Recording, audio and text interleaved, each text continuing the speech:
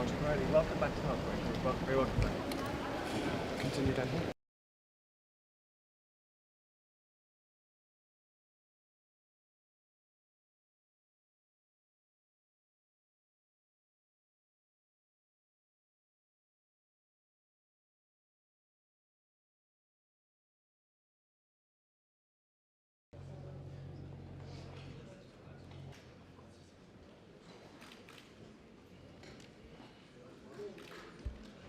Dear colleagues, we will now move to our first agenda item, addressed by the Minister of Foreign Affairs of Armenia, His Excellency Mr. Ararat Mիրզոյան. With this, I give the floor to His Excellency Mիրզոյան. Excellency, you have the floor. Thank you very much, Mr. Chairperson, distinguished ambassadors, ladies and gentlemen. I would like to thank the North Macedonian OSCE chairpersonship for convening this special PC meeting. This is already the second time that I'm addressing this distinguished body during this year, and it's the second time I'm here to speak about the humanitarian situation in Nagorno-Karabakh caused by the illegal blockade of the Lachin corridor by Azerbaijan. I would like to bring to your attention the events that happened since my last address at the special PC. On February 22, the International Court of Justice issued a legally binding order against Azerbaijan to take all necessary measures to ensure unimpeded movement of persons, vehicles and cargo along the Lachin corridor in both directions. In stark contrast to this order, on April, Azerbaijan illegally installed a checkpoint on the Lachin corridor, claiming that hereby it implements the order of the court. On June 15, Azerbaijan went further, fully blocking the corridor by banning any access to Nagorno-Karabakh, even humanitarian, including of the International Committee of Red Cross. On July 6, the ICJ issued another order, reconfirming its previous ruling and reaffirming Azerbaijan's international legal obligation to take all necessary measures at its disposal to ensure unimpeded movement of persons, vehicles and cargo along the Lachin corridor in both directions, and therefore to immediately cease the operation of its checkpoint, as it unquestionably impedes the rights of Armenians living in Nagorno-Karabakh, constituting a discrimination under the Convention of the Elimination of All Forms of Racial Discrimination. Dear colleagues, as I speak today, the Lachin corridor, the only road connecting Nagorno-Karabakh with the rest of the world, remains effectively blocked by Azerbaijan. After more than 7 months of its illegal blockade, the situation on the ground is rapidly deteriorating. I know that our delegation in the OSCE regularly updates the Permanent Council of the situation on the ground. Therefore, I will not go into much details, but rather would recap the main points. From the humanitarian perspective, the most pressing are the energy and food security issues, as well as disruption of proper functioning of the healthcare system. I would like to present to you some facts and figures that will help to have a better understanding of the situation on the ground. In relation to the energy security, since January 9, 2023, Azerbaijan has disrupted the supply of electricity through the sole high-voltage line between Armenia and Nagorno-Karabakh. There have been daily 6-hour power outages, almost 50% decrease in electricity consumption, and depletion of local electricity production and supply systems. Starting from December 13, 2023, Azerbaijan periodically and since March 21 almost continuously has been interrupting the only gas supply from Armenia to Nagorno-Karabakh, thereby deepening the energy and humanitarian crisis. Due to the diminishing availability of fuel and other essential resources and full interruption of supplies from Armenia, almost all agricultural work as well as functioning of other sectors of the economy has halted. Furthermore, the transport system is also paralyzed, with public transportation, including the inter-community one, to stop functioning in the coming days, while private transportation has come to a standstill long ago. Due to the acute lack of fuel, the internal public transportation of the capital city of Stepanakert functions only with 2 buses serving over 60,000 people. In relation to food security, the suspension of all humanitarian supplies since June 15, coupled with the gradual utilization of limited domestic stocks, has resulted in an acute food shortage and closures of shops. Prior to the blockade, around 90% of all consumed food was imported from Armenia. And with every passing day, the people of Nagorno-Karabakh don't receive 400 tons of essential goods.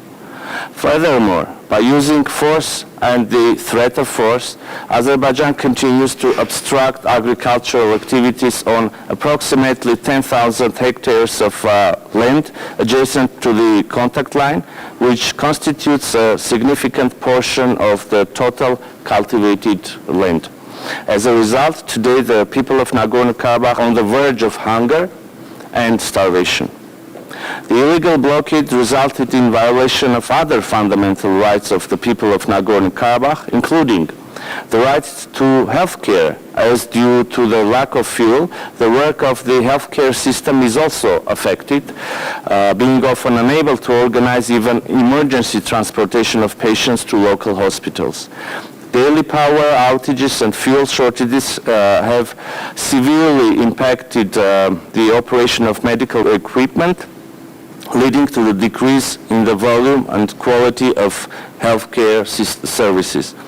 The growing shortage of medications and medical supplies, coupled with the ban on transporting medical patients to Armenia, poses an increasing threat to people's lives and well-being. Due to the lack of essential food and vitamins, approximately 2,000 pregnant women, around 30,000 children, 20,000 older persons and 9,000 persons with disabilities are struggling to survive under conditions of malnutrition. People with chronic diseases, including 4,687 individuals with diabetes and 8,450 individuals with circulatory diseases, are left almost without any medicine needed. The shelves of pharmacies are completely empty, unable to provide even first aid medicine. Last but not least, the social and educational rights are also violated due to the disruption of the functioning of educational institutions and social services as a result of the blockade. In light of this humanitarian catastrophe, we cannot remain silent and indifferent, but should act decisively and without delay to prevent the looming tragedy. We should clearly state and place on record that these actions, regardless of the fact by whom they are carried out, constitute a blatant violation of international humanitarian law and a breach of the Geneva Conventions and the Fourth Geneva Convention in particular. It is incontestable obligation of the states to ensure, and I quote, the free passage of all consignment of essential foodstuffs, clothing and tonics intended for children under 15, expectant mothers and maternity cases, and allow the free passage of all consignment of medical and hospital stores intended only for civilians. End of quote. These deliberate actions of Azerbaijan cannot be called otherwise than illegal and inhuman. They not only violate basic human rights and dignity of the people, but also intend to create unbearable conditions for living and aim to ethnically cleanse Nagorno-Karabakh. Mr. Chairperson, I would like to now turn to the political and security dimension, and would like to reiterate that Armenian side is committed to continue its efforts for normalization of relations and opening a new era of peace in our region. Taking this opportunity, I would like to highlight the importance of the negotiations mediated and facilitated by our partners. We appreciate their efforts and dedication to the peace agenda and better future for our region.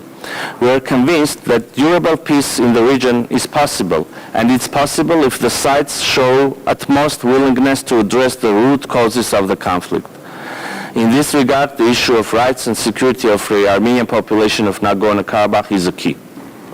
As stated recently by the Prime Minister of the Republic of Armenia, we are ready to recognize Azerbaijan's 86,600 square kilometers, which includes Nagorno-Karabakh, however, with the understanding that the issue of the rights and security of the Armenians of Nagorno-Karabakh must be discussed within a framework of an international mechanism through Stepanakert-Baku dialogue. The respect of territorial integrity of Azerbaijan should not and could not be anyhow misinterpreted and used as a license for ethnic cleansings in Nagorno-Karabakh. For understandable reasons, I cannot go into much details regarding the ongoing discussions and would like to just reaffirm our readiness to engage in good faith and in finding solutions to extremely complex and sensitive issues and situations. One of the most important issues in these negotiations relates to the mutual recognition of the existing interstate borders.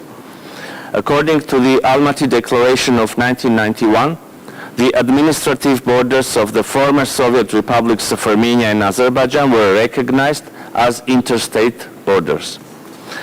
Armenia advocates having a clear borderline to avoid any future territorial claims and exclude the possibility of use of force for materializing those claims.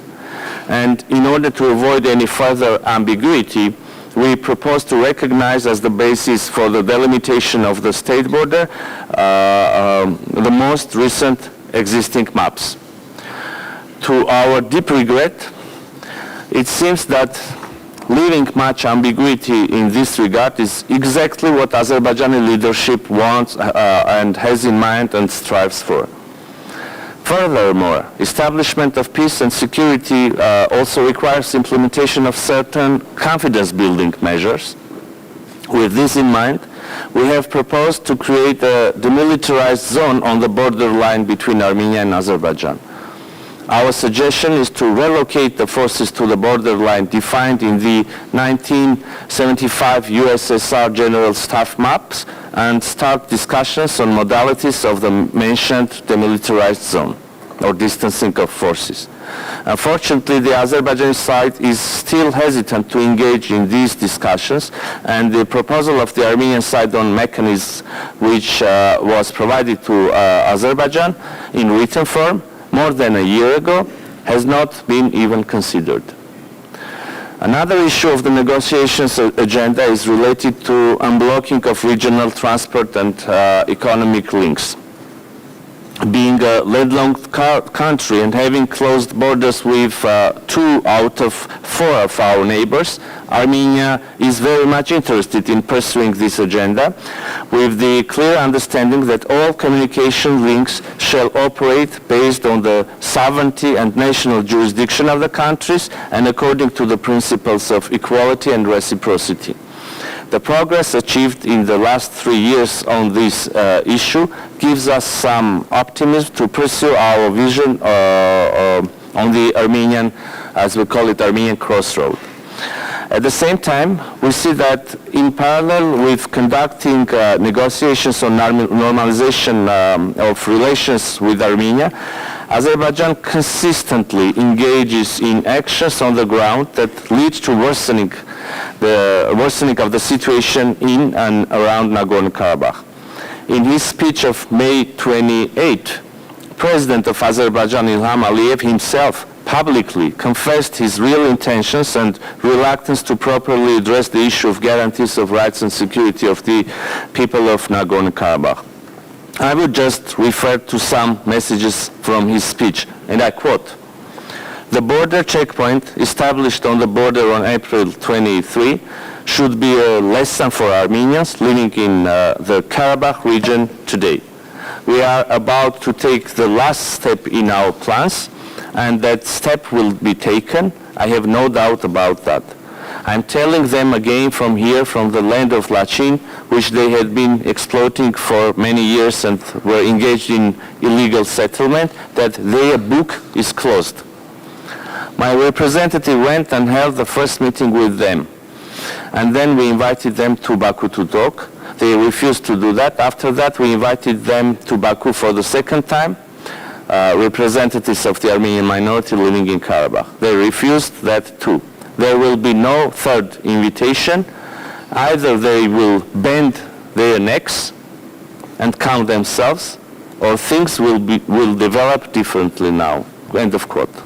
These statements, along with the failure by Azerbaijan under various false arguments to implement the legally binding decision of the ICJ and violation of its commitments under the November 9 and 2020 trilateral statement, are revealing and clearly illustrate the real mindset of the Azerbaijani leadership and their stance regarding the issues related to and resulting from the Nagorno-Karabakh conflict. The statements and actions of Azerbaijan equally reveal the lack of adherence to the international law and calls of the international community. Mr. Chairperson, I would like to now turn to the issue of Armenian prisoners of war and other captives that are still kept in Azerbaijan in captivity 3 years after the 44-day war. Azerbaijan refuses to return all the Armenian prisoners of war and civilian captives. According to the data confirmed by Azerbaijan, 33 people, including 3 civilians, are still kept hostage in Baku. Moreover, on 26th of May this year, after the meetings in Brussels and Moscow, 2 more servicemen of the armed forces of Armenia who were delivering provisions and water to combat outposts were abducted by the armed unit of Azerbaijan, which illegally crossed the state border of Armenia. On July 7, they were sentenced to 11.5 years of imprisonment. This is yet another violation by Azerbaijan of the international humanitarian law and trilateral statement from November 9, 2020. Mr. Chairperson, dear ambassadors, the OSCE, which with its mandated structures has been engaged in mediating the negotiations to resolve the Nagorno-Karabakh conflict from the early 1990s, unfortunately, the use of force and the war of aggression dealt a severe blow to these efforts. Even though Azerbaijan wrongly claims that Nagorno-Karabakh is an internal issue now, the humanitarian catastrophe created by Azerbaijan in Nagorno-Karabakh shows that without a viable international mechanism, no single Armenian will survive in Nagorno-Karabakh. Although talks with Azerbaijan continue, further deterioration of the situation on the ground in Nagorno-Karabakh risks to seriously harm the ongoing political process. Thus, all the partners interested in peace and stability in South Caucasus should take concrete actions. The situation is crystal clear. Pressuring Azerbaijan to open the Lachin corridor will greatly contribute to the peace perspectives of our region. Concluding my speech, I would like to alarm you once again that the humanitarian catastrophe in Nagorno-Karabakh deteriorates with every passing hour. The current situation on the ground requires urgent attention of the international community. Needs assessment mission to Nagorno-Karabakh by relevant international organizations and humanitarian assistance to the affected population is of utmost importance. Armenia expects the Azerbaijani side to restore freedom and security of movement of persons, vehicles and cargo in line with the previously reached agreements through the Lachin corridor, to implement the order of the International Court of Justice issued on 22nd of February 2023 and reconfirmed on 7th of July 2023, to provide humanitarian access to Nagorno-Karabakh and cooperate with relevant international organizations, particularly with the United Nations agencies, to resolve any outstanding issues related to or resulting from Nagorno-Karabakh conflict exclusively through peaceful means. Thank you very much for your attention.